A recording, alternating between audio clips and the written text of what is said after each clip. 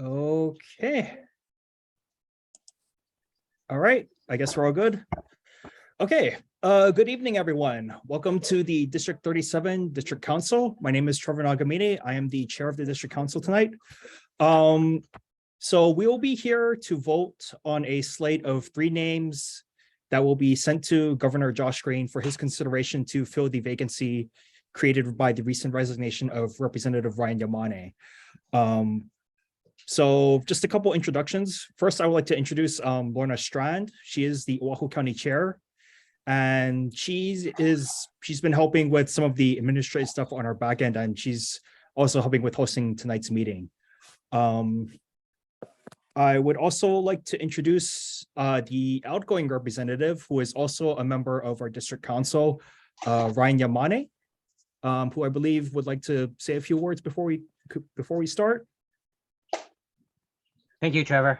You guys can hear me? So thank you for this opportunity. Sorry that you guys are all gathering together because of actions for my leaving the district. But before, I talk a little bit about the district. I think it's very important for everybody to understand the history. And I want to take this opportunity that I wouldn't have been in the seat for 18 years if it wasn't for the friendship and consultation with people like Randy Iwase, Jimmy Nakatani, Edmund Axon, Clyde Hayashi, Charlotte Nakota, and others in the district, Mike Ewan, the late Mike Ewan. I just want you guys to know is that when I came in, we had to go against a Republican incumbent, and that race, the one that I won, brought together everybody. All the unions was in support, as well as the party as a whole.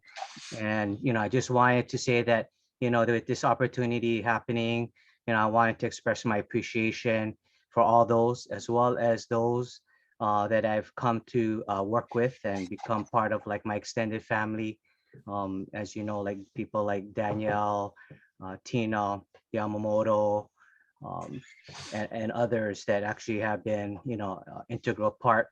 I see Gordon joined us, and people like Kenny Noy, who were also very active in supporting the party of District 37. So moving forward, I wanted to just say that one of the biggest things that is going to be important moving forward is the integrity of the seat. It's not just about having it or keeping it as a D, but the quality, integrity of those that go up. So I hope that all the candidates, you're able to, openly and willing, to allow the governor to do stuff like background checks, talk with, former employers, different people, to get feedback. So that way we have the best person in the position. But regardless of that, I did want to say to all of you from District 37, from the bottom of my heart, thank you for the opportunity, for letting me serve, letting me represent the district. And again, I wouldn't have been successful without the help of people like Tina, Danielle, and Kristen, my office staffs. We did a lot through the various committees I held, and then again, people like Randy, Edmund, Gordon, Clyde, Charlotte, and others that continually, annually touched in about the importance of the community and being involved. I really appreciate it. I intend to be active in the community and make sure that we as Ds and our values continue to represent the district. So thank you, Trevor and Lorna, for allowing me this opportunity to at least express my appreciation to the party and the people that make the party in this district. And then moving forward, know that, there are many of you that I would wholeheartedly support and continue to work hard for the Democratic Party. Thank you. Thank you.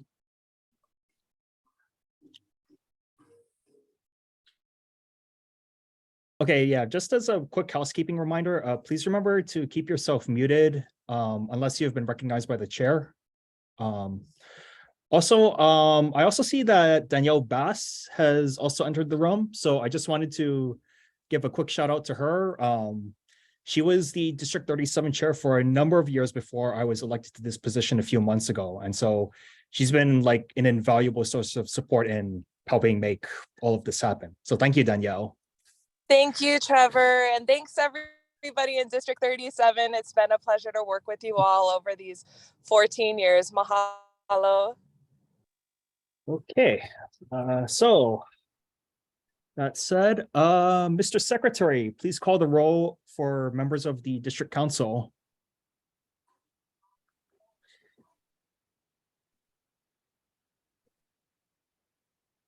Oh, Clyde, you're muted right now. Okay. Just gonna read lips, I guess. There he is. Edmund Exxon. Yeah, Gordon Arakaki, Present. Brandon Shaw, Here. Michael Chapman, I'm here. Jared Ellis. Here. Edwin Flores. Here. Clyde Hayashi here, Randy Iwase, Present. Cricket Lachika, Here. Trish Lachika, Present. Jimmy Nakatani, Here. Charlotte Nekota, Here.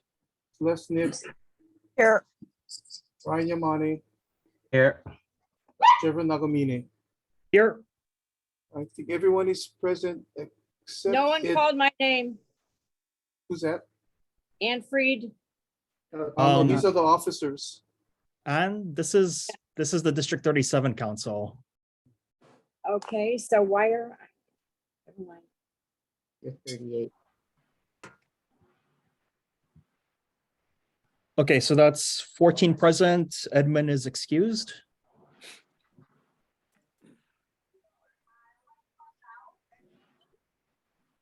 So I'm confused. I was told to come to this meeting. I'm not on District 37. Right, so this is just the meeting for the District 37 District Council to vote on who we're going to send to the governor for his consideration.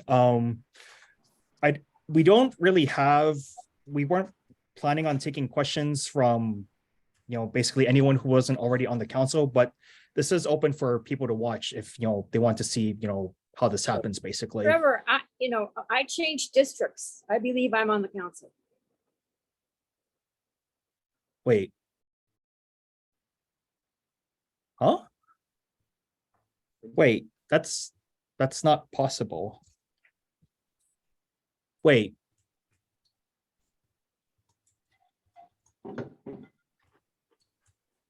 Wait, Anne, which district are you on now?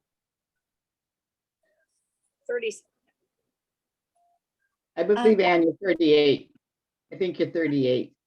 Yes, I Let's think do you're it by 38, Susan. but Trevor, if you'd like, I'll check her in Van. You can proceed on and I'll Yeah, check. please, because I'll I check. received the notification to come to this meeting. Okay, Okay.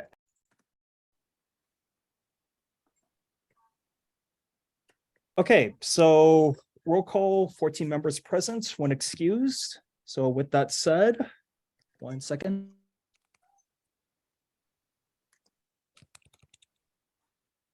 Okay, so determination of speaking order of candidates. So this will be done by drawing of lots. So I have a hat here from which the names will be drawn. So you can see TLC for Trish LaChica. RM for Ron Minor. Really? CN for Charlotte Nakota. And IR for Enam Raman. And I would like to briefly introduce my stepfather, James Burke, who will be Hi. assisting with this. Okay. Yeah, just pick one. I got Or, okay, yeah. just one here. Okay. Okay, Enam, you will be speaking first. Okay, second.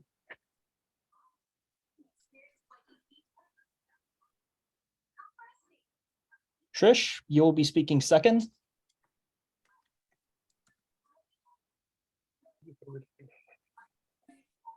Ron, you will speak third, And obviously, the fourth is this one. and Charlotte will be speaking last. Is that it? Yep, thank you. Thank you. Okay.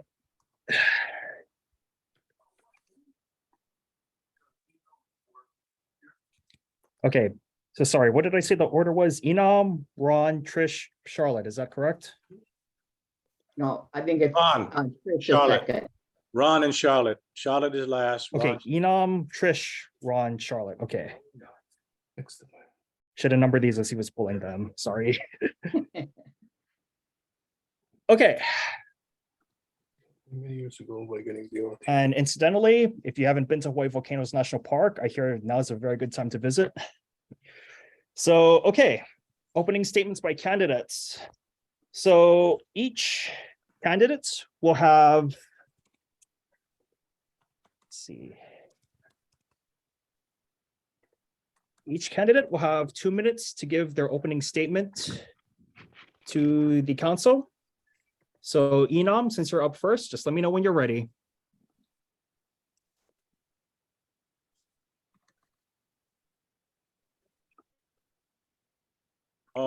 Before you Oh. start, Oh, yes.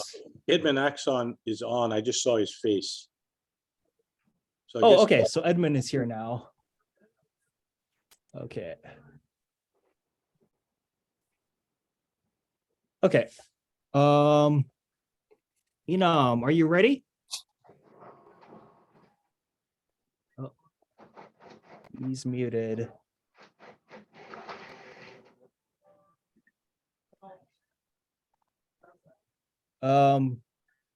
Enam, you're still muted. Okay, I'm ready. Okay, there we go. Okay, now we can hear you. Okay, ready? Yes. Okay. All right, go. Aloha, I'm Inam Ekeda Raman Pereira. I'm a medical doctor and a pharmacist. I came to USA approximately 14 years ago by myself with a dream to become a doctor to help people. I started my journey in Washington, DC by working as a janitor, ice cream person, salesperson.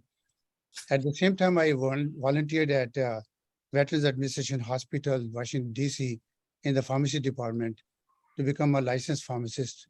After I got my license in pharmacy as a pharmacist, registered pharmacist, I saved money and I went to study medicine.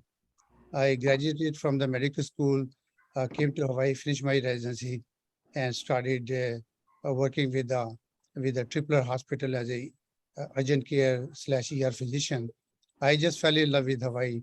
Its culture, its aloha spirit, beautiful people. So Hawaii has been my home since then.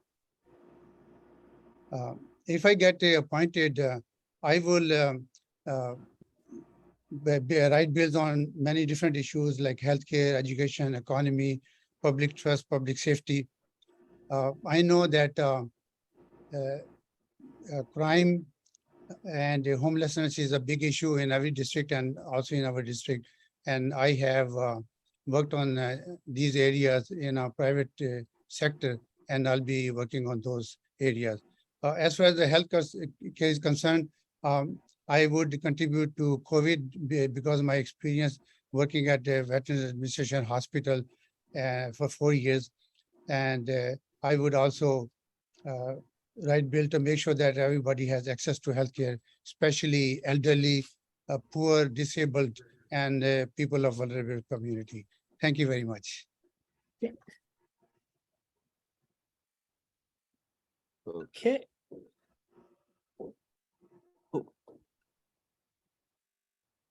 Okay, thank you, Enam. And next up will be Trish LaChica. So Trish, the floor is yours. Aloha and good evening, everyone. My name is Trish LaChica. First, I'd like to thank our chair, Trevor Nagamine, Democratic Party of Hawaii, and Lorna Strand from the Oahu County Committee for putting this event together. I'm a mom of 2 young kids, one who's in kindergarten and one who still goes to daycare, both in Mililani. My husband, Cricket, was also online. He works in tech. They did a lot of work during the pandemic. I'm applying for this vacancy because I've always been determined to create positive changes for our community. We're proud to call Mililani home, but like so many families, it's a struggle to keep up with costs and make it work. You know, growing up in the Philippines and raised by my single dad, you know, life for me was very, very hard, but I learned how to be strong and resilient from a very early age. I left a promising career in journalism so that I could study policy and understand how to be part of the solution, how to improve people's lives and make meaningful change. That's why I got involved with the Democratic Party, where others saw potential in me and gave me opportunities to lead. When I was asked to run for office in 2018, I was very unprepared, but I knew I had to try. Then in 2020, we more than quadrupled our support, with Civil Beat even, you know, reporting that District 36 had the largest increase in voter turnout in the primary. I also believe this legislative session is very critical to mending the relationships between the public and government.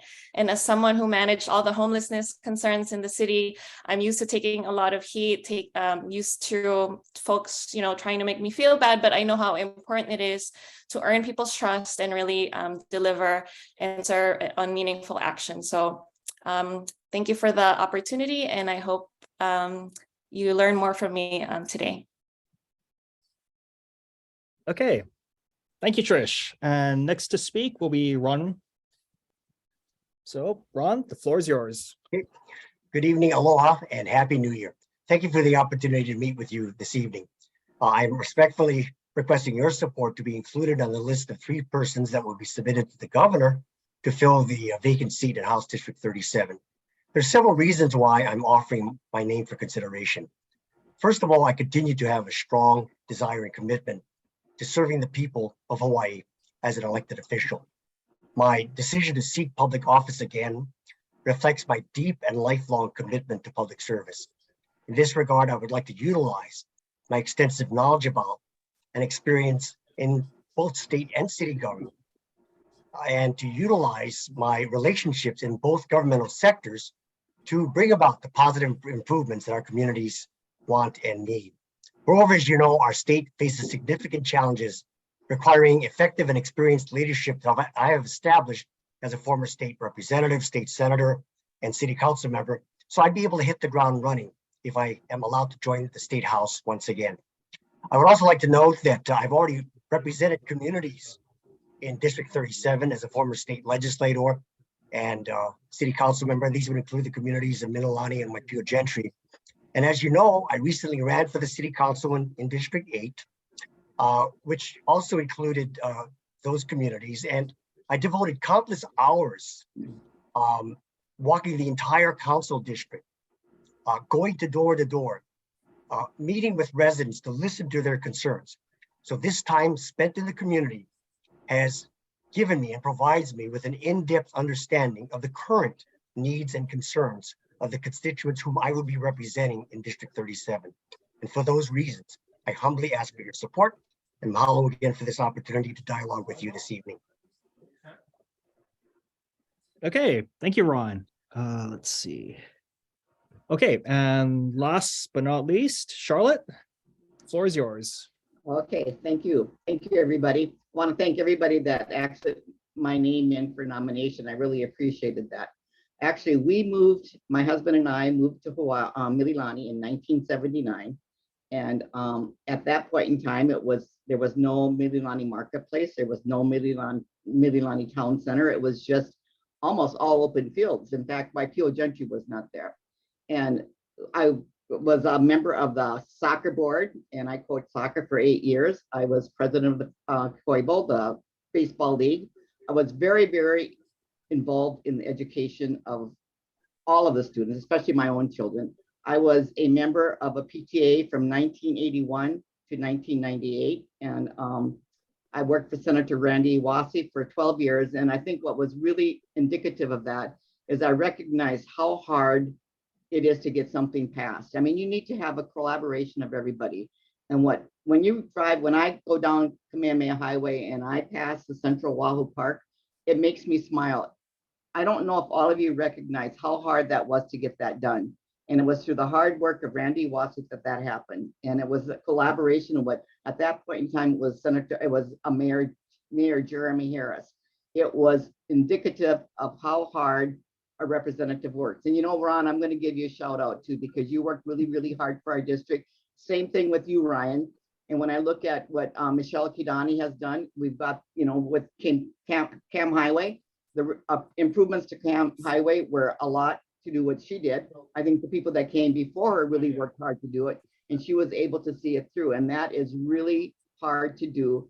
I would work night and day to make sure that it happens. And you know what, the recent crime that happened on Awiki Street, it kind of brought to mind many years ago, Senator Iwase had a group, we had a group of people that would get together and we would just walk the community in the evening, and that worked. And you know what, my time is up. Totally appreciate it. Thank you very much, guys. Okay. All right, thank you very much. So that concludes opening statements by each of our 4 candidates. So now we will proceed to the question and answer session by members of the district council. And just as a heads up, members of the council who are also candidates tonight will not be allowed to ask questions at this time. So with that said, please raise your hand if you would like to speak.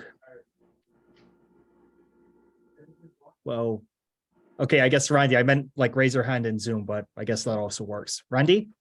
Well, just a question to you, Trevor. Your the agenda said we can ask one question. We cannot have a follow-up until the next other board members are asking questions. So it's one question for the board, and then we can ask us follow-up if we wanted to. Well, if it's like a follow-up question that's pertaining to what you asked, then yes, that's fine. But just don't ask like a completely different question. Like, Okay, I do have a question then. Dr. Rockman, okay. On your resume, Yes, sir. you showing ER physician, Clarkson, Washington, January 2022 to present. So I'm just wondering, where do you live? I live in Hawaii, in this district, Meleno place. That job is a locum physician. I don't go all the time, only sometimes 5 to 7 days, and then I come back. I've been doing that for the last 5 years. And is that the same thing for the VA Medical Center in Roseburg, Oregon? Yes, I worked there for 4 years with the veterans and as a locum. So right now I'm on call only. So I don't go, at that time when I was working for VA, I was doing 12-hour shifts, and then I was coming back to Hawaii. Okay. And then going every month. But now I am not working for VA, so I'm working in the Clarkston, but I'm on call. Last time I worked there was like a month ago. Okay, it's a related, but it's a profession related. So if I may follow up, Trevor? Yes. Okay, go ahead, Randy. Okay, Dr. Rockman, on your resume licenses, yes, you have Hawaii State Medical License, and then you have in parentheses EXP. Does that mean expire? Oh no, my license is active. I'm sorry, I don't know how it must be a typo, or must be a old. I never, my Hawaii license never expired. Okay, because it says expired 2022. No, it was renewed, and I have active license. Okay, thank you, Dr. Rockman. Thank you, because I still see the patients, so you know I have to have active license to see the patients. Okay, Cricket. All right. Hello, everyone. Aloha. Good evening. Before my question, I guess I wanted to say thank you to each of our 4 candidates. And want to say that I appreciate you. I know we all know this is not an easy job, and to put your name in the hat I appreciate you, all 4 of you. I guess for my question, if chosen by the governor for this seat, you will be representing me, my family, and the entire district at the state legislature. That's the big picture, yeah. And I guess council member mentioned this earlier too. My question to all the candidates, would you be able to recall and share with us a time where you listened really to someone in our district or a family and listened to their problem and might have done something about that issue that they were having? Okay, Enam? I'm sorry, I didn't get it. Is it if I have done something or someone else has done something? No, if you were able to listen to someone in our district or a family, something that they were having an issue with, just trying to see if how active you are in the community, and how, yeah, Okay, and what you were able to do about it. Yeah. sure. I know. Go ahead. Yes, I live in Waipahu, so there was a patient in Waipahu who had diabetes, and she was going to all the doctors because she had stomach pain and she was throwing up, and she was not able to get the help. So a representative, somehow she knew Representative John Mizuno, and he called me, and I went to a hospital where she was, Palimomi Hospital, and I was able to examine, and I was able to recommend her a test, a special test for the stomach, which is done for the gastroparesis. She went to mainland and she came back. That's one thing, and the other thing is that I was approached by a church, and they said in Vainai there's a home shelter for 100 people, and they don't have any doctors, and a lot of people are sick. And I have been volunteering for that church for the last 7-8 months. I go there every month, and I have found many diabetic patients with the high blood pressure, with the cellulitis, and I volunteer to help them out, and sometimes I give them medication. The third example is that there was on Liliha Street, there's a care home. And again, Representative John Mizuno called me and said, Inam, come over there. People have COVID and they don't have any medical doctor there. So I went there right away. And we were able to separate those COVID patients to different rooms because they were having them in the same room, which was different, very difficult. Then we called Mililani Hospital. And we were able to transfer all the patients into the hospital, except the one which stayed in the isolation room. There are many incidences like that. What I would like to say that I'm very humble. I'm very helpful, and I listen to everyone, and I love everyone. Thank you very much. That's very admirable. Thank you, Doctor. Okay, next, Trish. Shout out to my husband who doesn't really like these public forums and speaking in public, but yeah, I can think of different examples. As folks know me in the community and have my number, but one recent example was a fellow mom. Both our kids go to the same school, same teacher, and during pickup for our kindergarten kids, she was telling me about how difficult it was to do drop off and pickup, lack of parking, and somehow she was always late, or sometimes late in picking up her son. And at the time I was sitting on the Mililani Town Association board, and spoke to the general manager, and we had the Rec 1 facility, which had been shut down because of waiting for permits to get the pool resurfaced, and it was perfect opportunity to utilize the parking lot, which had been closed. There, you kind of had the gate and just open it up for the community. It was a simple request. And since then, you can see the dozens of families that are able to utilize that parking lot.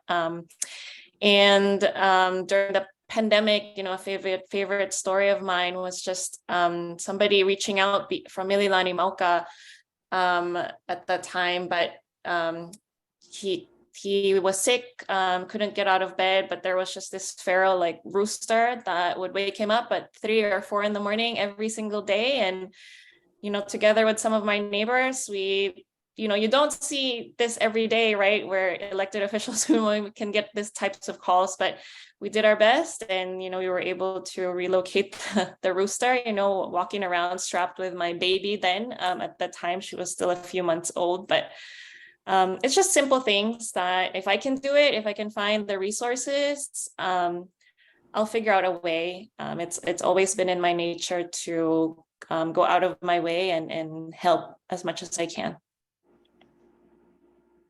Okay, next up, Ron. Well, do you have an hour for me to give an answer?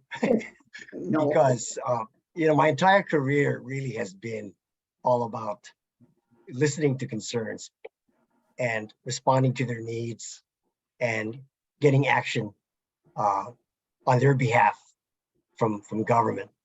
And so throughout the years, all the school improvements, transportation improvements, park improvements that I have been able to implement and get government to move forward on in the community have oftentimes been the result of constituents that I meet in the community, or constituents who contact me personally, asking me for their help because there's a need out there that government needs to respond to.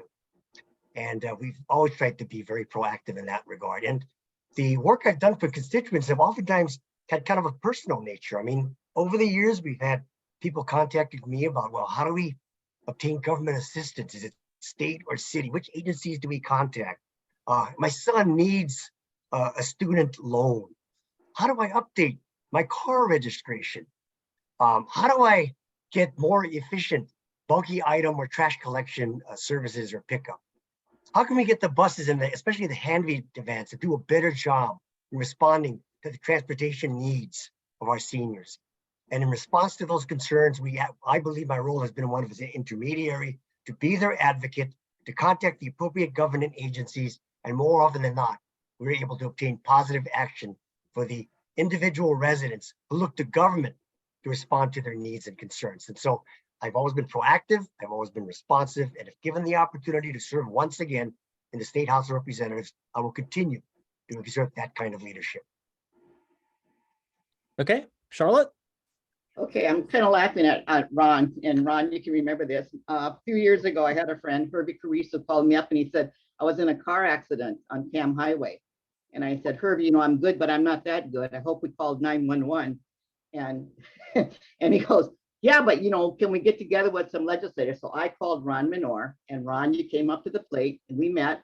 And that's why when you drive down Cam Highway now going southbound, you cannot turn left by the bridge. And that's where the accident happened. So kudos to Ron on that one. And that was one of the things I did. I think one of the things I take really great pride in is, and Randy can attest to this because I was working for Senator Iwasi at that time. And I put a lot of hours in at Mililani High School. We did a haunted house. That was my baby. It used to be at Mililani Uka when I was there.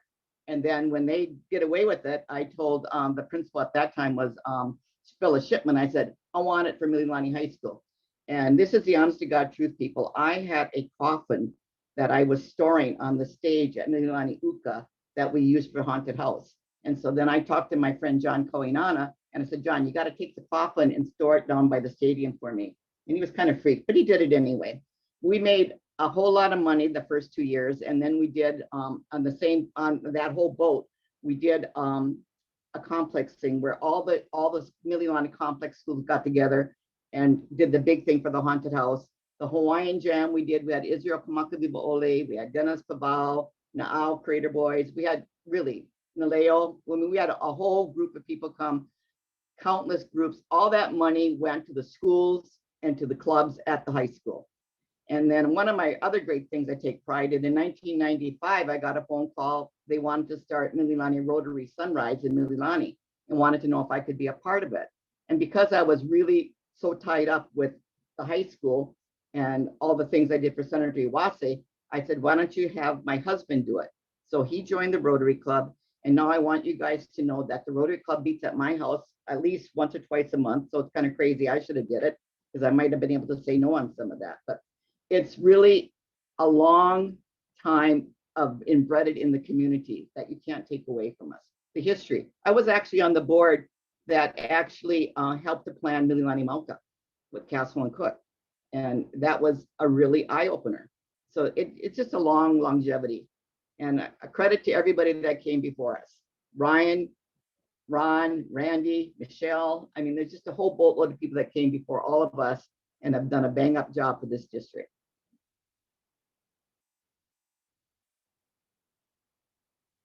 That'd be it. Oh, Trevor, you're Oh, sorry. Yeah. So that's it for Cricket's question. Thank you. Ryan, Thank do you. you have a question? Yeah, thank you. So, you know, I said this and I want, you know, shout outs to, again, Senator Kidani. She and I worked very hard on that bridge and the no left turn there, Charlotte. So I know you want to give it to Councilmember Minor, but, you know, Oh, he was a Senator, representative then. yeah.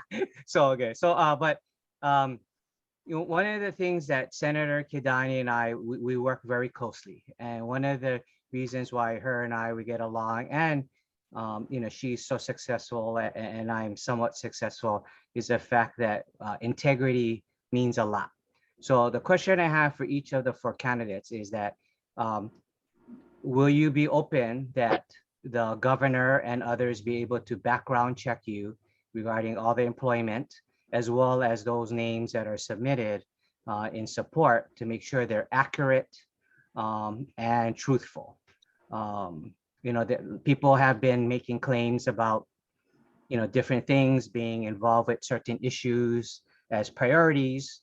And, you know, there's some question about that. So will you guys say, you know, yes or no? And if you say no, can you please explain to the district why you would not want that? Because, you know, again, moving forward, not only to do the job, you have to have that integrity, but keeping the job if you do run for re-election, that'll be at minimum what is required to gain the trust of the constituents. And we do not want a local example of Representative George Santos, the Republican Party in our district. Okay.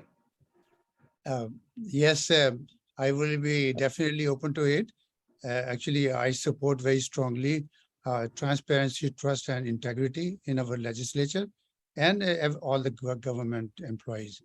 At a VA hospital, we have ethical training every year, and actually, I supported you know, that issue to have ethical training for all the legislatures and government employees. And I'm so glad, and I congratulate you for passing that bill. Thank you. Okay, Trish. Yes, absolutely. I'm going to fully participate and in any, and also submit anything required of me for public disclosure. As somebody who's worked for the state and worked in the executive branch for the city and county of Honolulu, I've gone through the same vetting, the same background check, and yeah, absolutely. Yes, unequivocal, definite, yes. But you know, Representative Yamani, you mentioned your working relationship with Senator Kidani. I just want to point out that it is important for the state house member and senator to work closely together. And I've had an excellent working relationship with Senator Kidani. In fact, that new classroom building at Mililani Middle School, the state got the funds and you were involved with that for the classroom building. I worked with you and Senator Kidani to get the city land. So teamwork is important. I want to continue that with Senator Kidani. Okay, and last, Charlotte. By all means, you can do any checkup on me that you would like. I have nothing to hide.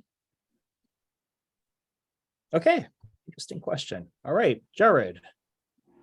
Hey, thanks everyone for putting your names in the ring. It's really important that we get representation, and it's not easy, so I appreciate it. The past several elections, we've seen more and more, first-time legislators get elected and make an impact right away. So I guess my question to our candidates would be, for those of you who have never held office, why should we take a chance on you?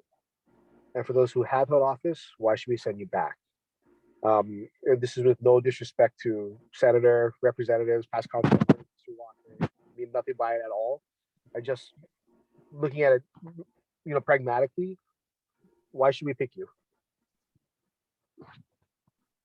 Okay, Enam. Okay. Well, there are several reasons. One of them is that I have run for the office in the past. I run for the council in Mililani, this area, and I'm familiar with the issues. And I play a very active role. Even if I'm not elected, I try to help out. Since I'm in Waipahu, it's a big area. So on Waipahu Street, people were speed driving, and there were accident, and a child was killed also. So I wrote a letter to the Department of Transportation to do something about it, and they responded, and they said they're going to put the speed signs, and they're going to have more enforcement. So I care for the people, and I want to do something. I have done a lot of things in my life, but I want to really help people, and that's why I came, and that's why I continue to run. Secondly, being a medical doctor, I feel that if I get appointed or elected, I will have a great opportunity to bring my healthcare experiences and pharmacy experiences to the legislature. There are very few healthcare persons in the legislature right now, and I think I would be very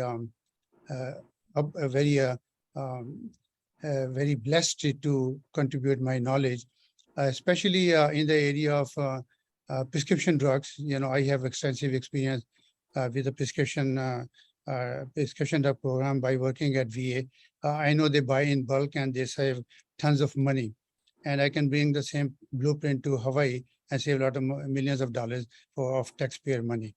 I also was president of the Hawaii Prescription Drug Program, which was which ran for about 2 years with a grant of with a grant for, and what it did, it solicited free prescription from the drug companies and gave it to the poor people who could not afford. And so a lot of people benefited for that program. I still do it at a small level. If I get appointed, we can bring it. I can present this to the legislature to make it a Hawaii state program, because it can save a lot of money. Very humbly, I would say that I want to run or be appointed because I truly feel in my heart that I can help people and our community. Thank you very much. Okay, Trish? Yeah, I'll go next. As many of you know, I've run for office for State House twice, in 2018 and 2020, because my background and just my desire to make Hawaii a better place for our kids, for our grandkids, is just something that I'm very passionate about. I haven't been in elected office before, but I believe I would bring, a fresh new energy, community first perspective to the legislature. I also have, the relevant and current experience in housing, homelessness, and public health from my previous job experiences. When I was in I was heading up the Office of Housing for the city and county, we responded to a large volume of daily homelessness, constituent concerns. I'm proud to say that we were able to decrease our, open meaning responses that haven't been resolved or closed from, I think it was in the 70% to 0. No matter if we received 100 requests a day to several, thousands in a couple of weeks, we responded to every single one. But I also showed up for the community. I made it a point that I would never be the person that would just sit behind a desk and make decisions. I had to learn from and hear from community experiencing the problems directly. I brought both, people together. I've changed opinions, and, also from my work at the Capitol, as folks have mentioned, I would be able to hit the ground running. This is my 9th session. And even if I've never been elected, I've worked on very important legislation to pass these into law, including, important protecting important benefits in Medicaid, expansions of farm to school, and the creation of the first statewide double bucks program, which is through Senator Donovan De La Cruz. We started with $100,000, and that program has just continued to grow and helped people on SNAP, helped our local farmers and the economy. And, lastly, I'm 36 years old. My kids are growing up in the district. And I if given the opportunity, I know that I have to earn that support every single year, earn that trust, and I need to be deserving of that. And so if given the opportunity, I want to continue being a public servant as long as I can and as long as the community and my family will let me. Okay, Ron? Okay, so I'm not the newcomer, and I'm running because I really believe experience counts. Experience counts, especially given the significant challenges that our state faces. Moreover, the legislature has already begun meetings and their deliberations, and by the time one of us joins the State House, the legislative session will be well underway. And so, given my past legislative experience, I would be able to enter the process and begin to make meaningful and immediate contributions towards that process, given the fact that I've already been a part of the legislative process as an experienced state legislator and also as a city council member. And I also believe that what our constituents want ultimately is they want positive changes. They want results. And I have the experience to be able to produce the kinds of positive changes that our communities need. And my record demonstrates that. For example, as a state legislator, I was able to obtain substantial funding for numerous school facilities improvements and projects to alleviate traffic congestion, promote pedestrian safety, and other improvements. On the city level, as a zoning, planning, and housing committee chair, I obtained council approval and worked closely with affordable housing developers to develop affordable housing opportunities for local residents throughout the island. I also responded decisively in relocating a number of homeless encampments in my council district during the time that I served on the council. And in addition to that, I worked hard and was successful in obtaining city funding for the important core services and improvements that my council district needed. So my record speaks for itself. I've proven that I can be effective, that I can produce results. That's what the district wants, and that's what I will provide as a state representative. Okay, and Charlotte. Well, I don't have a lot of experience. I do have a lot of heart for the community. I do understand legislation.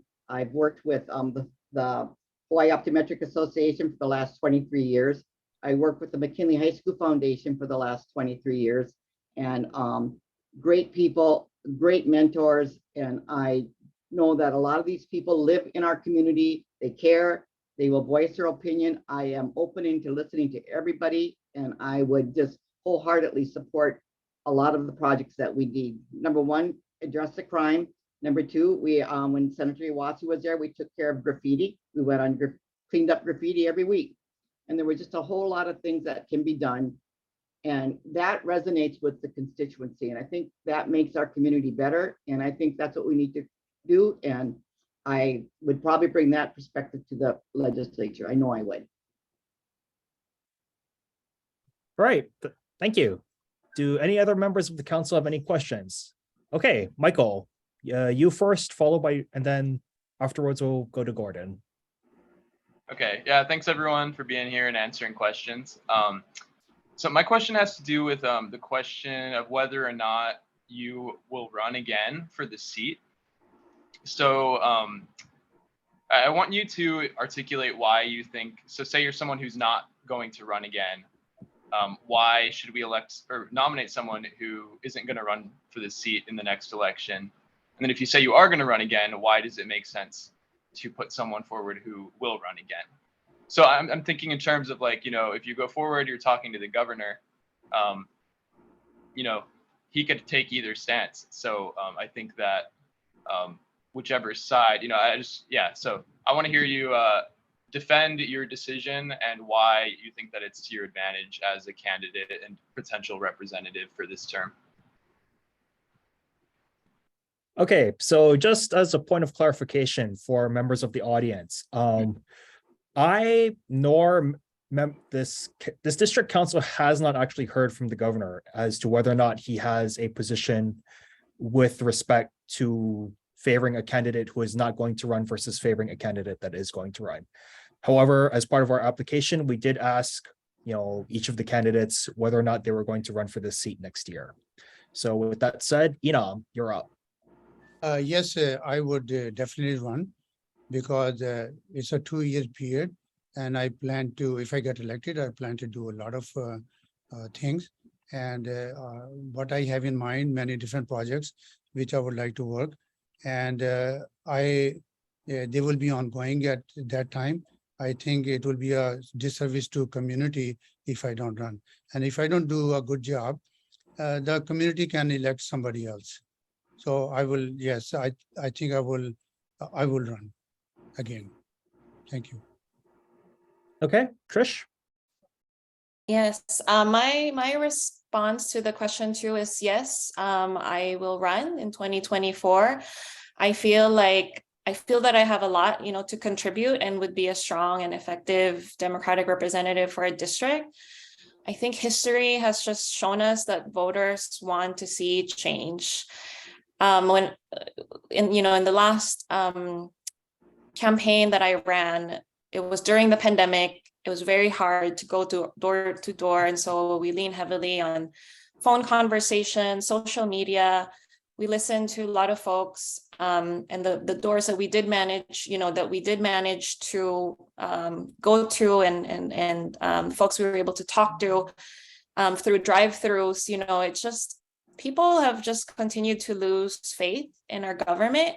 People will always tell me, nobody responds to me, or at that time, Mililani had 4 different representatives. It was during the pandemic and people would get passed on from one office to the next. And you know how difficult it was to navigate, and it still is, unemployment benefits. I think that's just unacceptable. I think with my new energy and ideas, I've been able to push through innovations. Just like at the city and county, we expanded the city's first mobile crisis homelessness program, something we've never done before, all funded through federal dollars, so no taxpayer dollars. I feel like I'm able to, when voters, see me and talk to me, and just residents in the district, I experience the same things they do. I don't know where I'll be if my husband, or I, didn't have any income. It's just very difficult, but we love Mililani. We love, this place we call home. And people choose to live here in Waipio because it's a great place to live. So I would continue protecting those reasons. But also, we already know that the Republican challenger for this district will run again. And we must do everything that we can to avoid this from being Republican. I had already met with House leadership and talked about my plans about this. And as this is an almost 2 full year term, I mentioned this before. I know, and if I'm honored and given the opportunity, I know what I need to do, and I acknowledge I have to earn everyone's trust and respect and the support, and I'm willing to work hard. I've shown that I've been able to work hard before, and the community showed up for me. And I hope, after 2 years, I still, have the opportunity and blessing from this community to put my name in again and run for the seat. Okay, Ron? Yes, I would run in 2024 because I'm putting my name in now because I want to provide effective leadership. I'm looking to the long term into the future. And also, I'm very concerned about the Democratic Party and its standing here in District 37. In terms of the issue of effectiveness, I know that in order to enhance the likelihood of attaining a meaningful, influential position in the state legislature, whether it's in the state house or Senate, where you can really have a significant impact on issues and legislation coming before the elected officials, that the longer you serve, the greater the likelihood that you'll be able to play a more meaningful role. So if I'm there for only one term, I would not be as effective as if I were to serve another term or subsequent terms to become more impactful in the House. I'm also looking towards the future. I know that you can only get so much done in a 2-year term, especially for one of us who would join the state legislature, where for this year, all the committee assignments have been made. You've got the committee chairmanships that have been selected. The work has already begun. So realistically, we'll do the best we can to try to get things done in the first year. And then before we know it, it'll be the second year. So I'm going to push hard to try to get as much done as we can during my first term. But clearly, in terms of trying to achieve a better future for our communities and throughout the entire state, my contribution in that regard will take more than one term. And finally, I think we have an opportunity to secure this seat for the Democrats. Whomever the governor appoints, I think will have the benefit of holding office as whether he or she moves into the 2024 election. So I think we would have a better chance of securing this seat for Democrats if we have the appointee running for election in 2024. Okay, and Charlotte. And I will not be running again in 2024. What I would really love to do is mentor somebody young. I think about you, Trevor. I think about Mike Chapman. I think about Kenny Noy. I think there's some really good Democrats out there that would really have worked in the legislature, have understood it, live in the district for many years, get it. And that's what my goal would be, is to mentor somebody to help them. If I didn't run in 2 years, that doesn't mean I'm going to go away. I will be there helping in any way that I could. And I will keep it very short. That's it. Okay. Oh boy. Thanks, but no thanks, Charlotte. I think I've told you that already. Okay. Gordon, your question. Thanks, Trevor. And I wanted to thank all the other district council members for asking the questions I had about really ties to the district.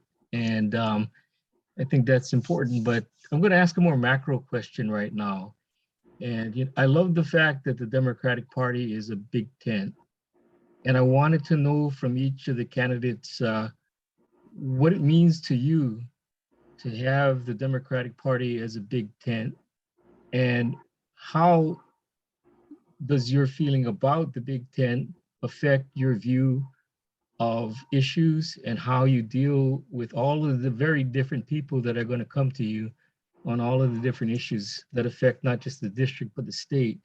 And let me just give one bit of context to this. We've just seen all the battles that the Republican Party goes through with all of the different factions that they have, and we're better than that. But I just want to know from your perspective, what does a big tent mean to you, and how does that impact the way you're going to deal with issues and people? I guess I'm the first one. Oh, yes, sorry. Go ahead, Inam. Okay, thank you. Thank you for asking this wonderful question. I would say that if I get appointed, although I'm a Democrat and I am aware with the democratic issues, and I'm also a member of the ACLU, and so I'm very familiar with our positive agenda. I, as I say, mentioned that I like to help people, and people will be my first priority. The constituents of the area would be my first priority. I would always judge before making any decision, is it beneficial for the people? Is it beneficial for our state and our community? That's how I will make all my decisions. I think if I keep that in mind, I would be able to make the right decision. Thank you very much. Okay, next, Trish. Yeah, I think I do feel sad when, there's division within our own party. As somebody who grew up in the Philippines, where basic rights were just hard to even access without the ability to pay. It was, it's been, I see and can experience how a strong party does impact and improve the lives of our people.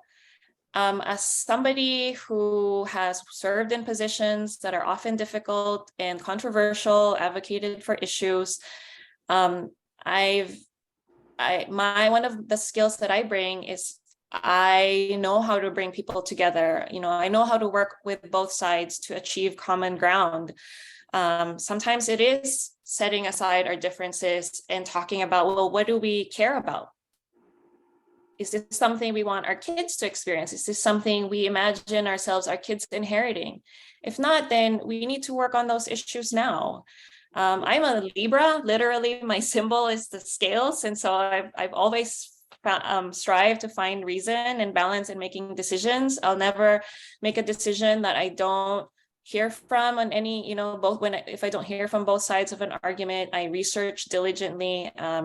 One example I can provide to you of bringing Democrats together was when Lorna had asked me a few years ago to be the co-chair of the legislative committee. And we thought of ways on how do we re-energize the party? How do we make it relevant to the everyday people in the community?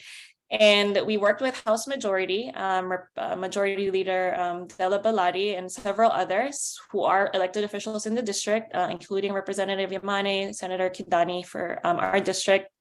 And we hosted several legislative town halls. I was super pregnant, but I was walking around and I think for us, it's really the process. It's just, an example of how I can, bridge both, elected officials and the public together, and something that I'll continue to do. And one of the big wins is the House and Senate Democrats were able to use the information we provided through the surveys and town halls to create a legislative package that prioritized an affordable and livable Hawaii, something that hadn't been done in more than a decade. So I'm just fortunate to be a part of that experience. So thank you. Okay, Ron?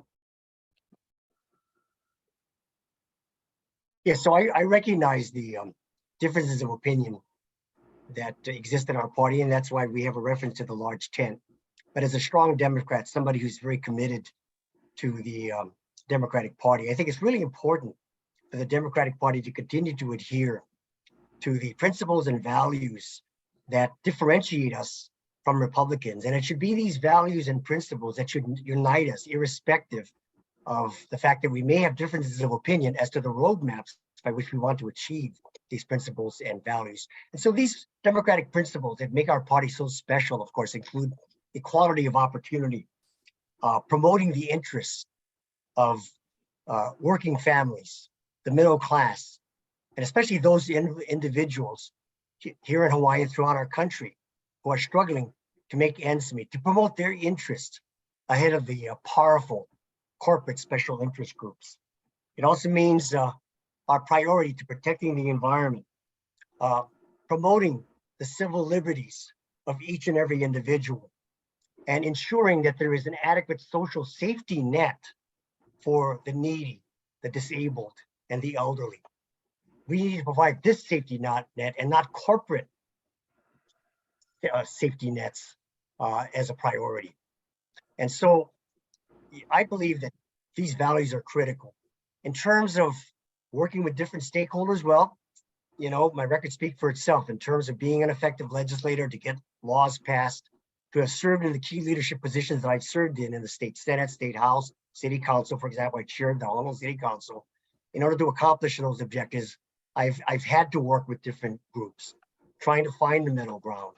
And that's always been my approach, is to try to bring people together.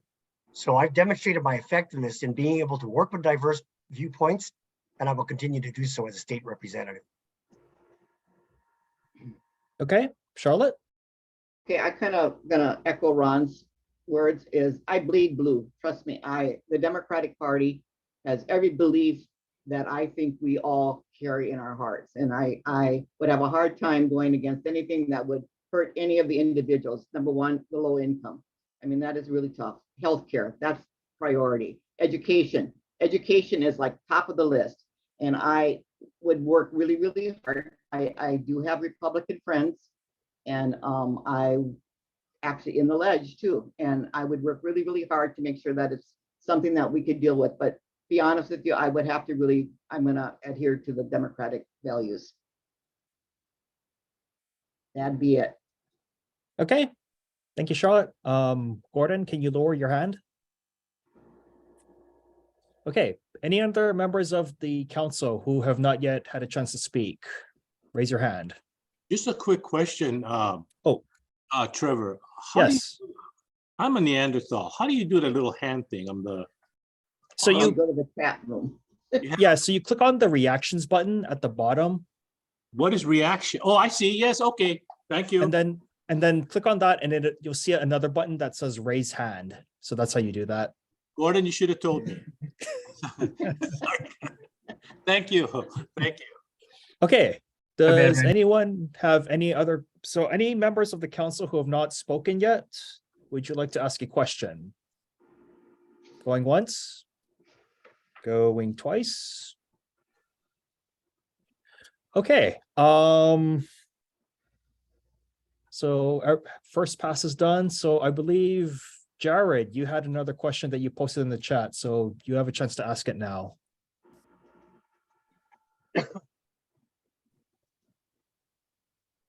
Oh, uh-oh. I think he disconnected. 1 second while he reconnects. Okay, Jared, are you there? Yeah, sorry about that. I got kicked off for a second. Okay, so we're on our second pass now. So go ahead and ask the question that you originally had in the chat. Okay, just really quickly, statewide, we're dealing with issues now because we did the proverbial kicking the can down the road and just delayed on things or paying the prices now. Things like housing is the big one that I'm always thinking about. So I guess to our candidates, I would ask, what is the big issue you see coming down the road? What is the thing you want to deal with now so we don't have to pay the consequences later? Well, there are, may I? Oh, yes, go ahead, Ina. Okay. There are several issues. As you know, that COVID is still going on. It kind of went away and then it started again. So we have to be monitoring COVID regularly and be ahead of the game to make sure that our community is safe from COVID. The homelessness is a very big issue, and I think the solution of homelessness has to be to multiple. It will be difficult to take the issue as one glove for all, because first we have to define why people are homeless, whether they are working and they don't have enough money to pay the rent, or they are mentally not stable, and even if they have the money, they cannot manage to stay in one place, or they are coming from mainland and run out of the money, and they cannot go back. They don't have enough money to go back. So we have to define the issue, and then we take care of the issue. And I think we'll be very successful doing that. We also have to collaborate with the NGOs and churches. Like I'm working at the Wainak shelter home of 100 people, and they are managing it pretty well. They are helping those 100 people. I think that kind of role model can work in the state right now. And I would certainly, if I get elected, I will take that model and introduce, which is, I think, is a wonderful model working for at least those 100 people. Now, there are a lot of people are suffering from not having enough food, quality food, not having medication, healthcare, not having affordable housing. Many people are homeless because they cannot afford to rent. I have patients who live in the car and they are working, husband and wife working, and a couple of children are staying in the car and they go to school. there are people like that. And they don't have clothes to wear on daily basis because they don't have money. So these basic necessities, which is food, clothing, affordable housing, and healthcare, are the basic human necessities. We have to give a priority to this area. And then there are many other issues. I don't want to take a lot of time, but I would just say that whenever there's an issue like a crime, burglary, all these issues are related to each other. And I think once we start working on one issue, you inadvertently tackle all the issues by doing something about one issue, and then you end up doing all the issues, taking care of all the issues. Thank you very much. Okay, next, Trish. Yeah, I think we're going to, one of the biggest issues is, I think we're going to continue to lose people if we don't address housing costs and our rising cost of living. If they can move to the mainland, we lose them from our communities, but if not, they end up on the streets. And, I think if given the opportunity to serve in this role, one of the things I bring is my passion for, asking the right questions from my journalism background, but also data and evaluation. I think we really lack the resources to effectively look at which programs are working, how can they be improved, and if not, do we need to continue to fund it? I think there's a severe workforce shortage, not just with businesses, and but it's across government. Government services can't work. We're doing a disservice if the people expected to process things and follow up on things, if we're not funding, at the appropriate levels, but they need to be held at a standard. And if they don't meet what, they said they would do, then that needs to be re-examined. And I'm fully committed to really looking at our books, looking at the backlog.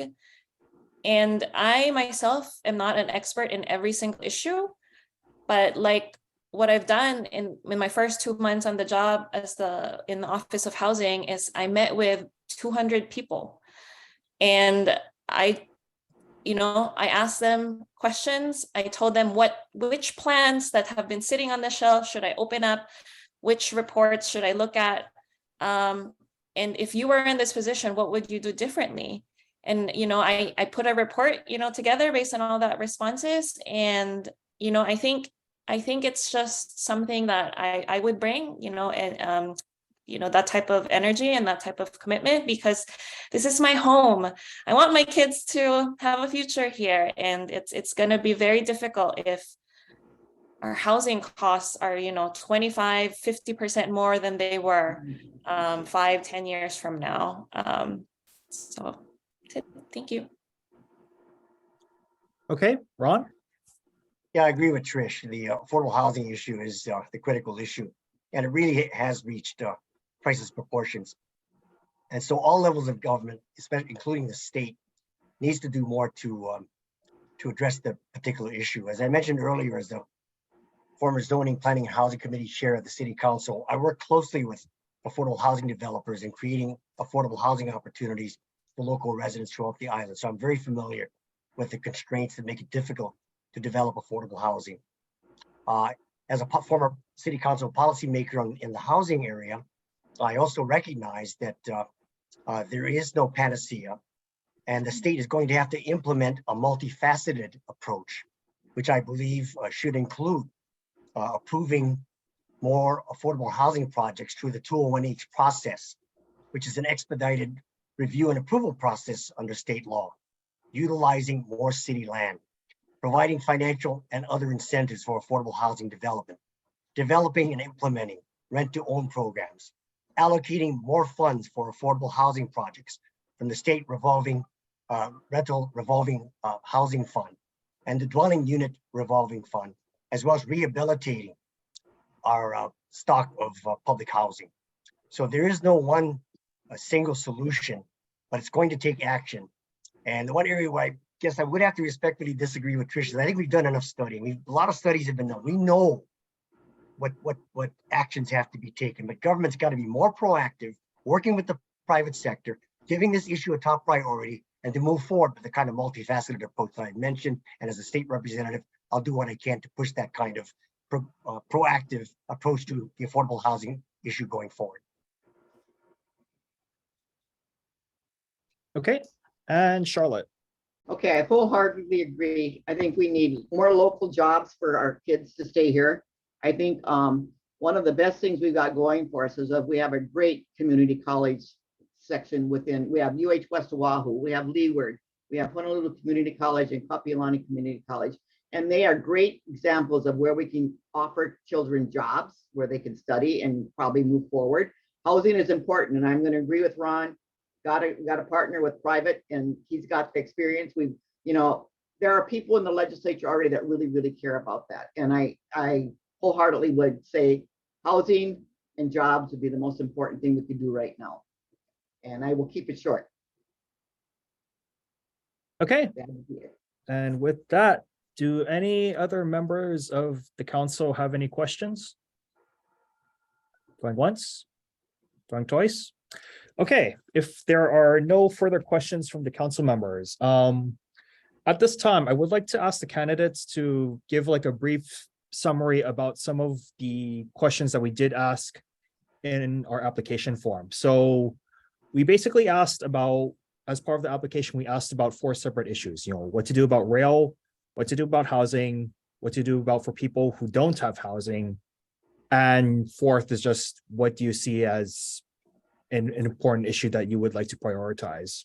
So I would like to ask each of the candidates to just give a brief summary of how they responded to these questions.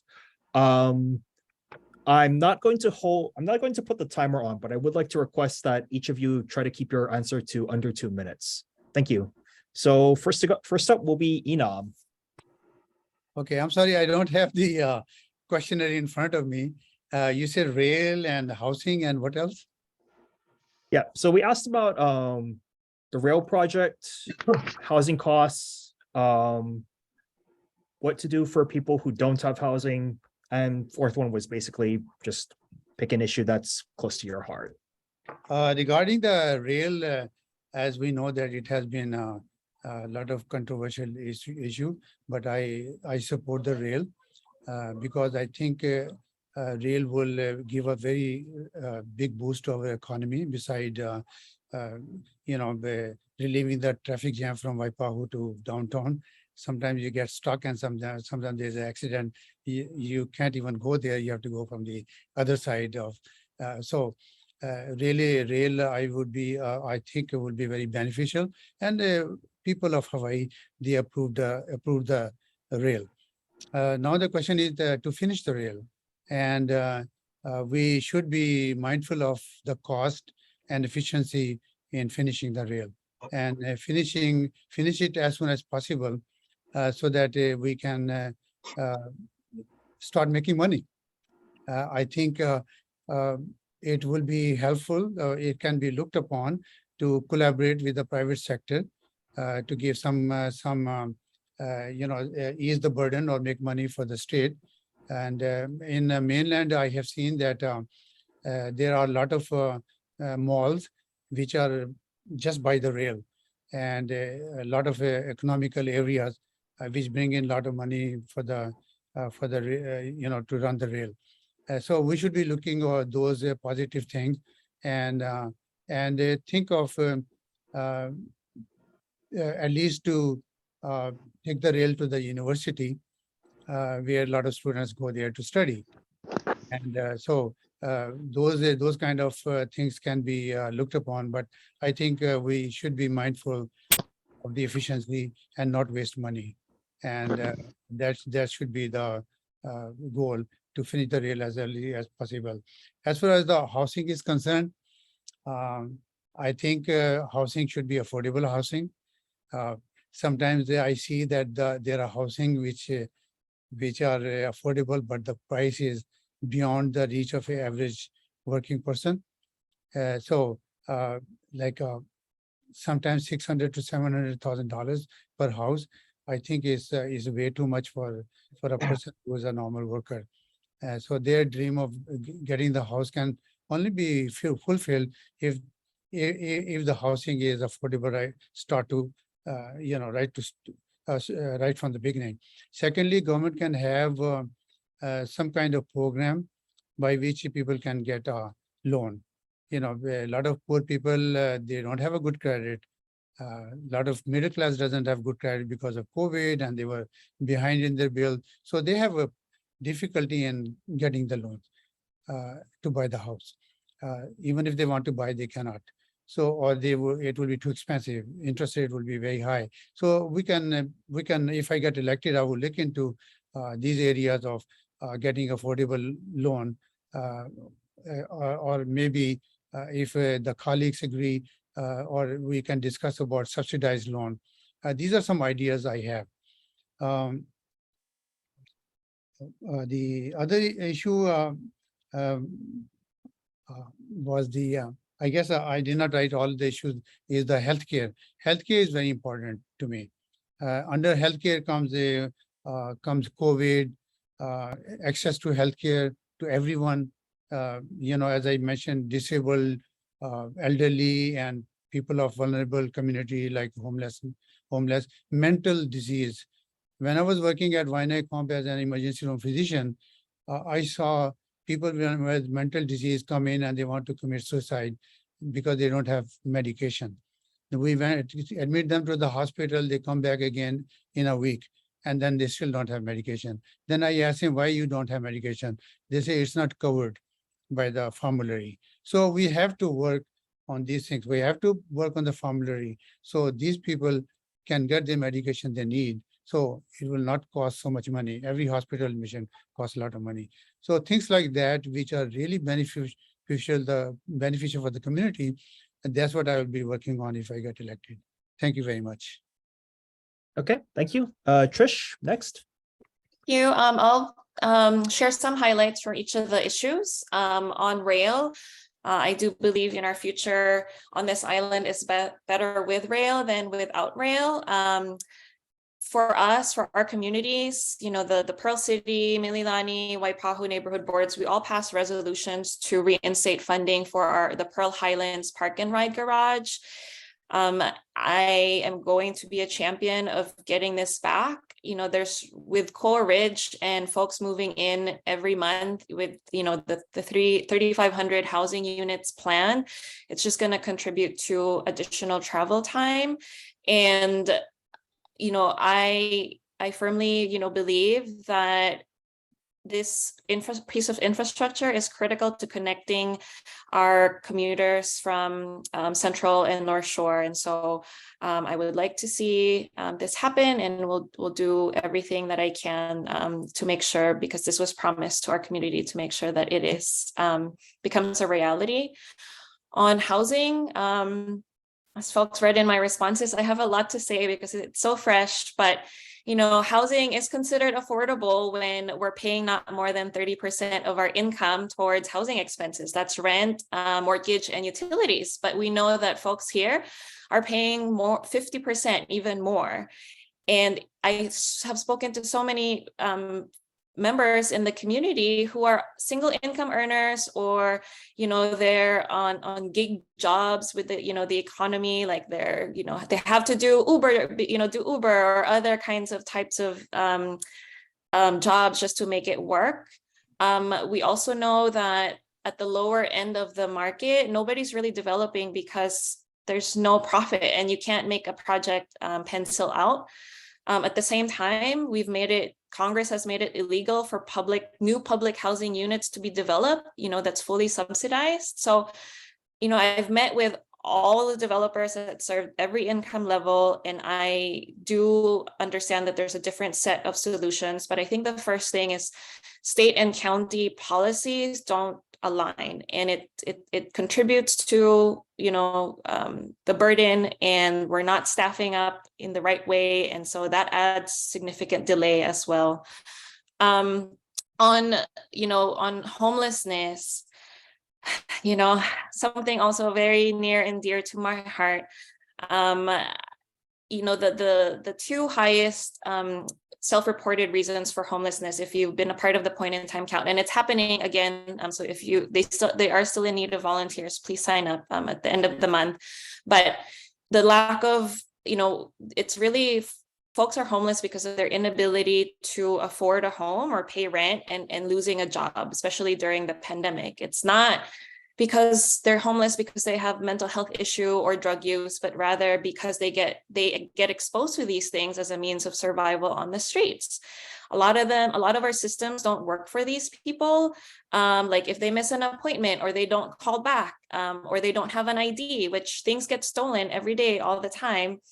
I think these, we need to be able to, help with that. And I also think that there's two things we should do. There's a large number of folks, they're called Alice families that are paycheck to paycheck. We need to anticipate and a lot of rapid rehousing programs prevent people from becoming homeless in the first place. Let them find a stable job first. And I think second, having talked and been with a lot of the police officers, many of whom reside in our district. Our police chief resides in Mililani.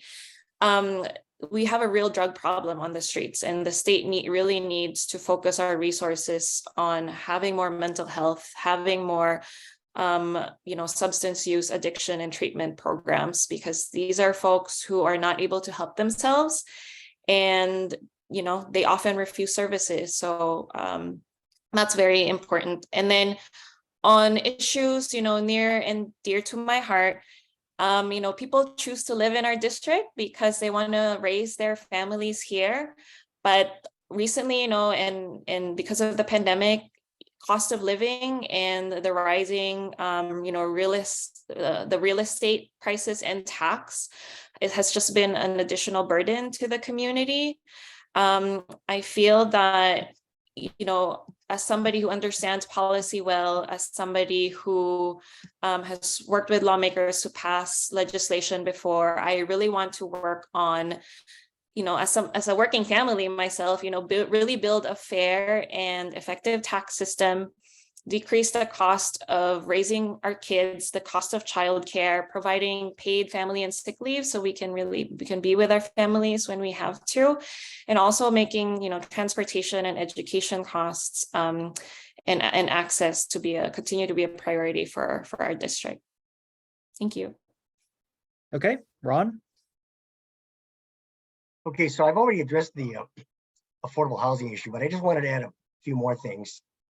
Just wanted to clarify that the key sources of funding for affordable housing projects include the state rental revolving housing fund and the state low income tax credit program. And I really believe that the state legislature needs to pour more monies into these funds that developers can tap into to build more affordable housing units in the future.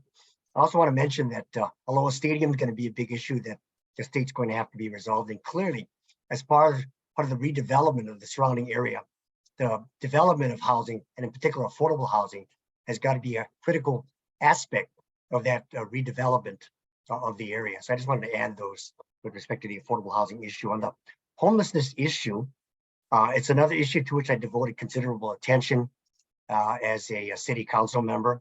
Like the affordable housing issue, there's no single solution. It's going to take a range of solutions, which I think should include creating and relocate more housing and relocating homeless individuals and families to low-cost temporary shelter facilities where they would also have access to social services and treatment for mental health and addiction issues that contribute to homelessness, and tiny homes, Kauhale project in Kailailoa, which then Lieutenant Governor Josh Green implemented. I think that's an example of that. I think we need to support more proactive social service outreach through our nonprofit organizations, and the state can provide funding for that. Tricia has already mentioned this, but I think the state needs to continue to provide a Section 8 and rapid rehousing rental assistance for those individuals and families who are homeless because they cannot afford market rent.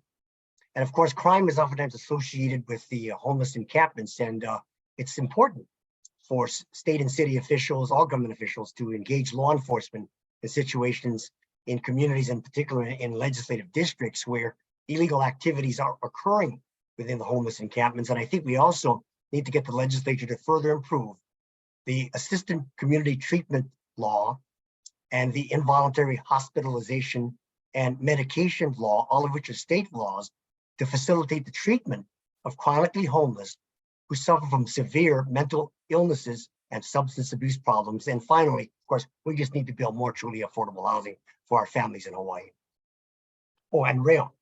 So I've been a strong supporter of rail. And, as the former council chair, I was involved in the effort before the state legislature in 2017 and getting the state legislature to extend the excise tax surcharge to fund rail construction. I joined Mayor Caldwell and other city officials to lobby the state legislature. We were successful in doing that. So I'm on record as supporting rail. Of course, I've been monitoring the progress of the rail project, and I also support the aspect of the rail recovery plan that would shorten the rail route to the Kaka'ako Civic Center station location as an interim terminus based on HART's revenue projections that current funding availability will only be sufficient to complete rail to the Kaka'ako station. In addition to wanting to see construction proceed, and I agree with Trish, I would also like to urge HART and city officials to come up with an alternative plan for a parking facility adjacent, a park and ride facility adjacent to the Pearl Highlands Transit Center. I'd like to note that I'm not a Johnny-come-lately on this issue. When I was first elected to the city council in 2012, I was the strongest advocate for the park and ride facility. In fact, was successful back then in getting the commitment of HART officials to include a parking facility as part of the rail project. And I strongly pushed for the parking garage because of the fact that I felt that it's important for Central Ron, can you start summarizing? To have convenient access. And then finally, quality of life issues are important. School facilities improvements, transportation improvements, addressing crime. I want to continue my work in quality of life issues. Thank you. Okay, and Charlotte. Sorry, Charlotte, you're muted. Charlotte, you're muted. Can you hear me? Okay, now we can hear you. Strong supporter of rail. I've supported rail from day one. I think that's great. I think the homeless problem is something that has like tenfold. I mean, I don't know how you help people that don't want to be helped, but the ones that want to be helped, we need to help them in every way we can. I think partnering with private sectors when it comes to housing would be great. I think that we need to do a collaborative between the city and the state and the federal government, by the way. And I think that would be really, really good. I know one of the questions you asked was, how long have we been a member of the Democratic Party? And I've probably been a member longer than Trish has been alive. So I've been here for over 40 years and just cannot tell you that I have so much heart for the district and would love to work on every aspect that we can. Can't do it alone. It's got to be collaborative. And there, I'm going to keep it short again. That's it. Yeah, it's funny you mentioned that, because if you've been a member longer than Trish has been alive, that means you've been a member longer than I've been alive. That's true. Okay, anyway. A long time. Okay, so our next section will be a question and answer between the candidates. So basically each candidate gets to ask the other three candidates, or a specific candidate if they so choose, one question. So first up will be Enam.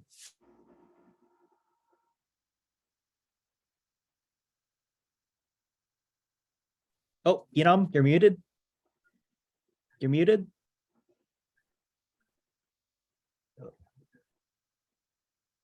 Okay. Okay, now we can hear you. Yeah, they have said everything and very gracefully. I'm not sure what the question I would ask. Maybe I can ask, just share, I think Trish shared, maybe the other candidates share something interesting about the district. Okay, Trish, go ahead. Something positive. I don't know. It's such a beautiful place where we live. I think we have a lot of open spaces, a lot of recreational and facilities. It's just the commute sucks, but people choose to live here despite the commute, despite the the how expensive it is. But I think we have a lot of very, very dedicated residents who also serve in state and county government, and it's been really amazing and eye-opening to hear from them at the door or outside of kind of their everyday jobs, because sometimes I'll meet with them in their official capacity and sometimes I'll talk to them, have coffee or have a beer or these things. And it's just a community I see myself and I see my families, and it's the support. When I lost my 2020 race by just a few hundred votes, as somebody who was an unknown, like no name recognition, no political background, but the community showed up for me in a big way. That was a really, really, very, heartbreaking moment. And I didn't leave my home for a few days. It always makes me emotional to tell this story, but at the Mililani Farmers Market every Sunday at 8 o'clock, I came out and the people in the community started clapping because I don't know, it was just, it's a tender moment and it always makes me do this. I hate it, but they just started clapping and said thank you and said, please do it again. And, it's just, I think that's the things that may inspire me to do the hard things because of that. So that's it. I'm gonna stop it. I'm gonna stop. Okay, Ron? Well, this is a debate between Democrat and Republicans. Of course, we can come up with some really provocative types of questions. We're all Democrats. So in my mind, we all are part of the same tent. So yeah, one question for Charlotte. Charlotte, you No. This is really? responding to Enam's question. Oh, okay. I know, that's why we got to keep it short. So Yeah, we no, can sure, remember sure. what it said. Yeah, we live it up. This side of the island's just so beautiful and special. We have our difficulties and problems. It's a great place to live, and that's why we all want to contribute to making it better. Okay, Charlotte? Okay, what I'm going to say is kind of like, you know what? We have some great sports people that came out of this community. I'm going back to, going to age myself, Benny Agbayani, and we had Ma'a Tanavasa. So, we got to just think about this. I think the sports program in this state or in this community is fantastic. You can't put a price tag on what that does for kids. It instills a whole lot to them. Discipline and teamwork and everything. And I'm going to make a suggestion to all of my other three candidates. Let's keep our answers a little bit shorter because we get it. I mean, it's getting repetitive after a while. I'm done, by the way. Okay, yeah. Just for the record, we've been at this for a little over an hour and a half now. So yeah, we would like to get to a vote sooner rather than later. So Trish, your question for the other candidates. This question is open to whoever would like to respond, but a wise person from Wahiwa once told me that, sometimes, what makes a project successful is not really about what the majority wants or what is popular among the majority, but what is highly valuable for the most vulnerable or the minority. Can you give an example of you going against, I guess, the status quo, or, to really, show up and be an advocate for those who don't have a voice? So that's my question. Okay, Enam? Yeah, I truly believe that if it's regarding to a project, we have to look at the foundation of the project. If the foundations are strong, the project is going to be a good project. The issue which was very controversial a few years ago was the gay marriage. And it took a long time for people to realize that everybody has their own destiny, and they are supposed to live the way they want to live, what makes them happy. And I have promoted this concept to even to my friends and family members who thought otherwise. And I think we have made a big progress in that area. Thank you very much. Okay, Ron? Yeah, so, you know, during my last year in the council, we were going through the pandemic, and the city received a substantial federal CARES Act money to provide relief for individuals, families, and businesses that were hurting.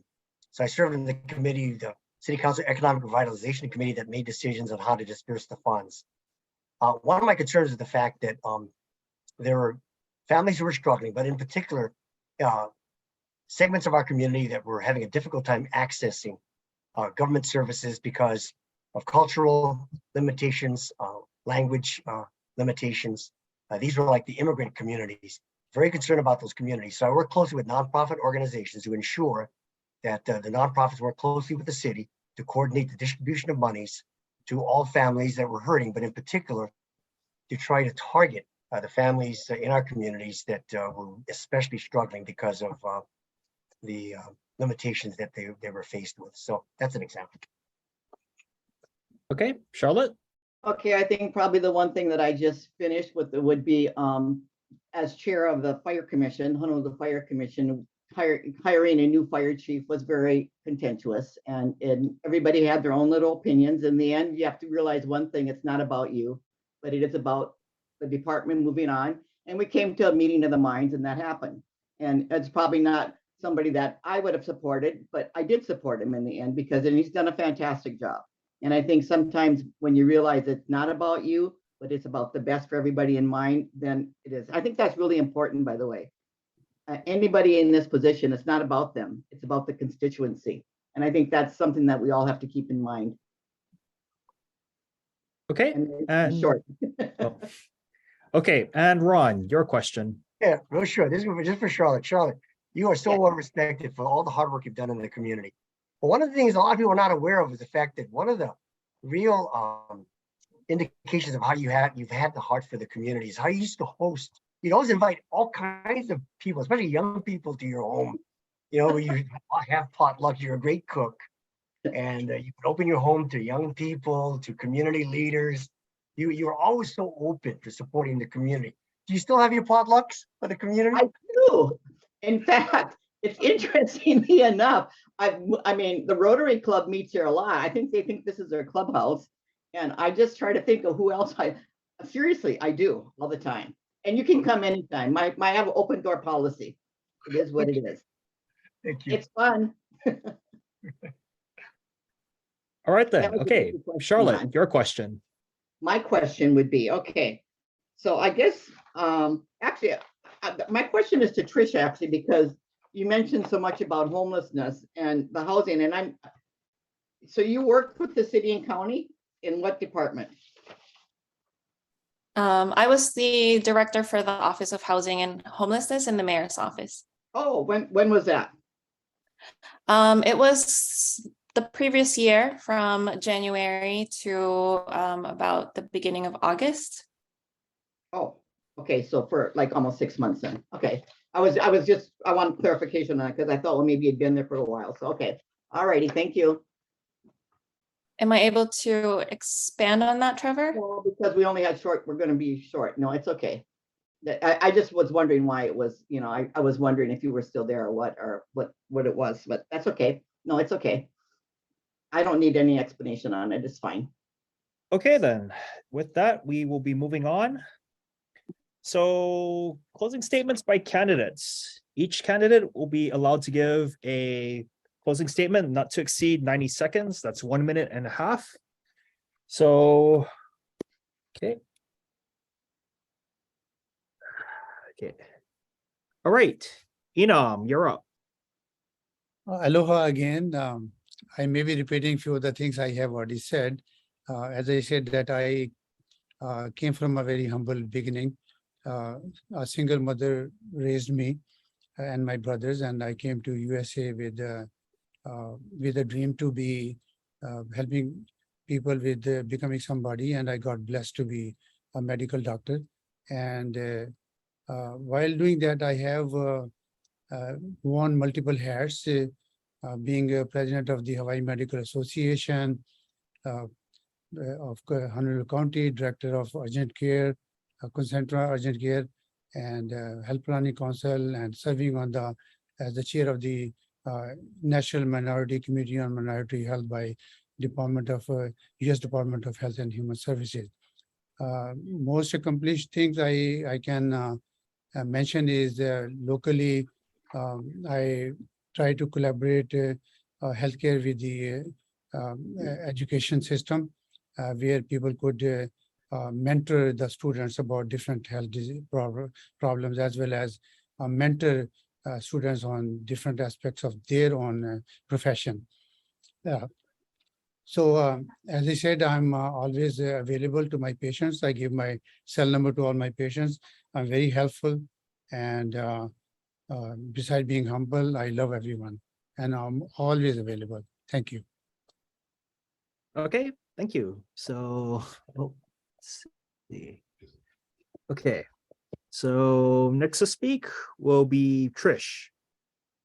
Mahalo whenever you're ready. Mahalo again for the opportunity to speak tonight. Thanks to all my fellow applicants. Folks have been in the community for decades, and I'm confident that regardless of what happens, we'll be working together, moving forward on what's best for our communities.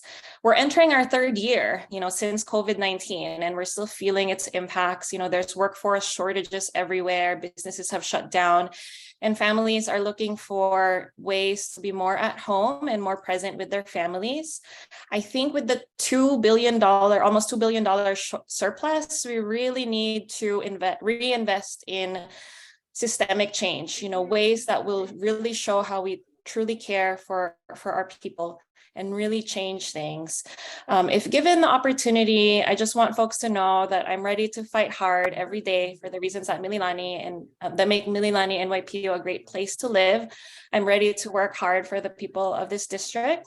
I've worked in the Capitol, I've worked in Honolulu, Hale, and because I wasn't given a chance to speak about it, I actually spoke to the mayor on New Year's Eve, and he's very supportive of me putting my name in, and he said he would provide a reference for me. I have what it takes, and more importantly, I've pushed for new ideas, new policies, and new ways of doing things.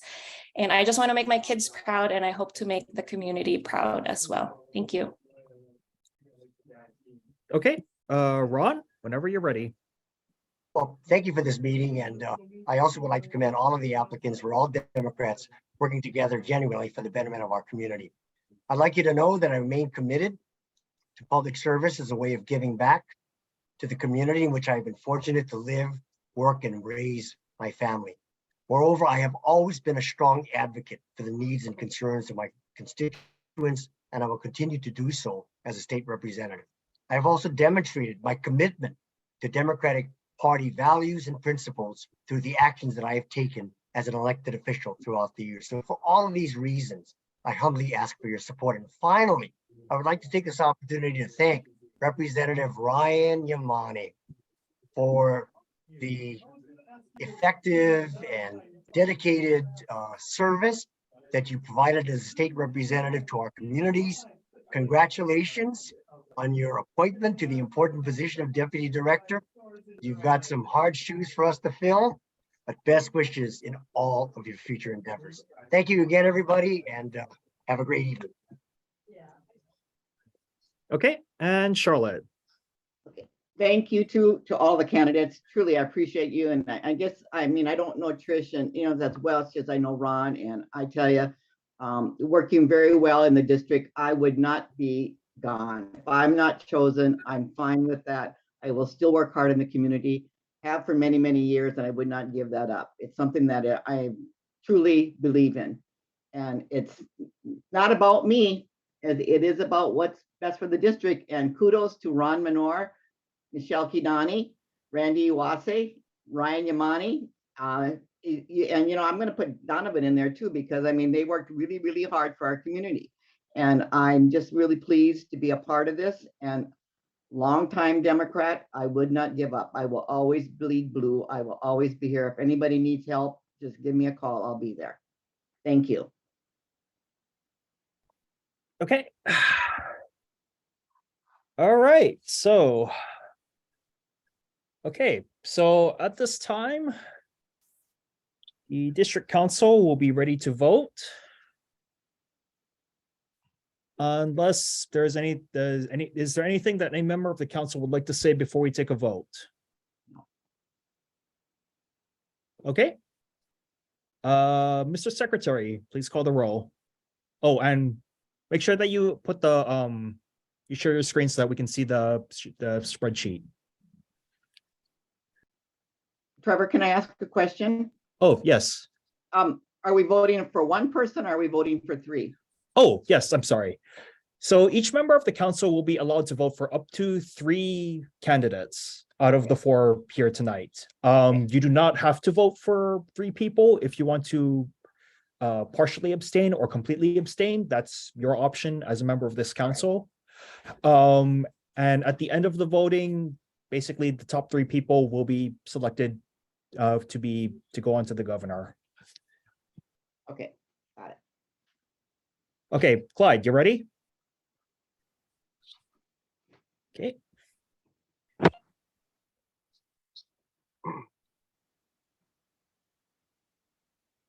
Oh, Clyde, you're still muted. Okay. Edwin, Exxon. La chica Minor Nikota. Gordon, Arakaki. Same, La Chica Menor Nikota. Brandon Shaw. I'll go with La Chica and Menor.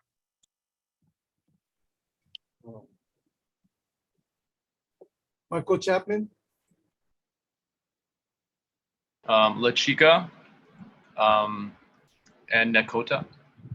Sorry, and Menor too. Jared Ellis. La Chica and Menor. Thank you. Edwin Flores. La Chica Menor Nikota. Randy Iwase.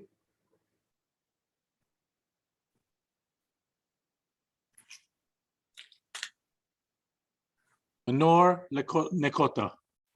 So the guys, Oh, Clyde, I think you skipped yourself. I was just gonna come back. Oh, Come okay. back to me since I'm the one taking the role. Cricket, La Chica. I'll do La Chica and Menor. Trish, La Chica. La Chica and Menor. Jimmy Nakatani.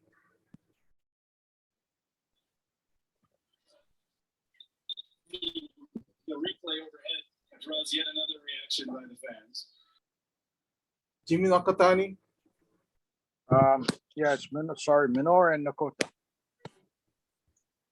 Charlotte Nakota. Menor and Nakota.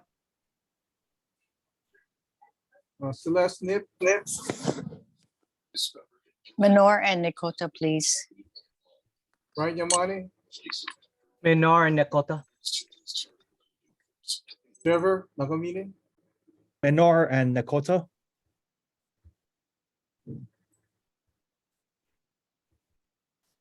All right, so it's the 3 names going forward will be La Chica, Menor, and Nakota. Okay. All right. That concludes our voting for tonight. Thank you to all of the candidates who applied for this vacancy. Thank you to members of the district council for working through this process. And is there anything anyone would like to say before we adjourn? Thanks, Trevor.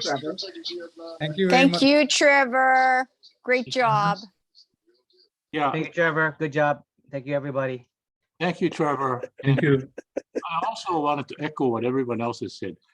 I want to thank the candidate for putting themselves into Teddy Roosevelt's political arena, putting yourself out there, getting disappointed or elated by the votes tonight.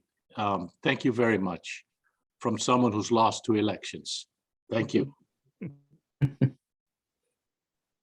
Thank you All for right. the opportunity. Appreciate it. Okay. Anyone else? All right. Hearing none, we are adjourned. Thank All right. you. Good night. Have a good evening. Yeah, Lorna, Night. Lorna. Okay, see you, everybody. Take care. Yeah, all right. Take care. Lorna,